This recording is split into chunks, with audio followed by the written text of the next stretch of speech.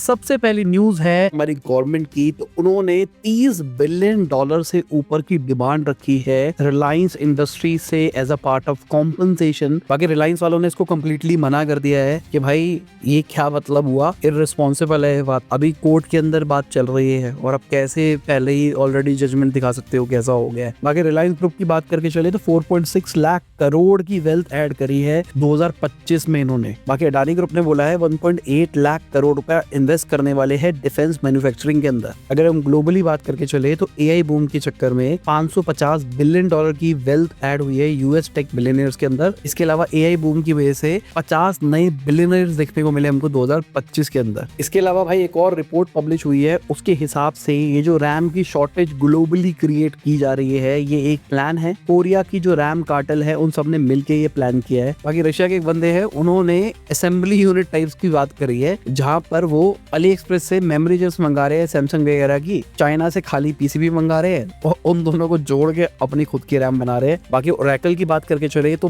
Worst quarter रहा है इनका भाई 2001 से कंपेयर करके चले तो। बाकी इंडिया के टॉय एक्सपोर्टर्स की बात करके चले तो वो 8 से 10% का लॉस एक्सपेक्ट कर रहे हैं डोनाल्ड ट्रम्प के टैरिफ की वजह से। 24,600 इंडियंस को डिपोर्ट किया गया ग्लोबली 2025 के अंदर। इसके अलावा अगर हमारी गवर्नमेंट की बात करके चले तो उन्होंने 44,700 करोड़ की शिफ्ट डेवलपमेंट स्कीम निकाली है। बाकी इंडिया के इलेक्ट्रॉनिक सेक्टर की बात करके चले तो 1.3 मिलियन जॉब्स क्रिएट करी है भाई पिछले 5 सालों में इन्होंने। इसके अलावा हमारी गवर्नमेंट ऐसे 100 चाइनीज प्रोडक्ट्स है जिनकी इंपोर्ट के ऊपर टैक्सेस को बढ़ा सकती है। बाकी फॉरेन इन्वेस्टर्स ने 2025 के अंदर 1.6 लाख करोड़ की सेलिंग करी है। बाकी पीएनबी की बात करके चले तो पीएनबी ने 2434 करोड़ का लोन फ्रॉड रिपोर्ट किया है आरबीआई। बाकी इंडिया मार्ट की बात करके चले तो उन्होंने ओपन एआई को सू कर दिया है भाई। उन्होंने कहा है चैट जीपीटी के सर्च रिजल्ट्स में हम दिखाई नहीं दे रहे भाई। इसके अलावा कार देखो की बात करके चले तो कॉलेज देखो के अंदर $10 मिलियन ये इन्वेस्ट कर रहे हैं। इसके अलावा वाओ मोमोज की बात करके चले तो 75 करोड़ रुपीस उन्होंने भी रेस करे।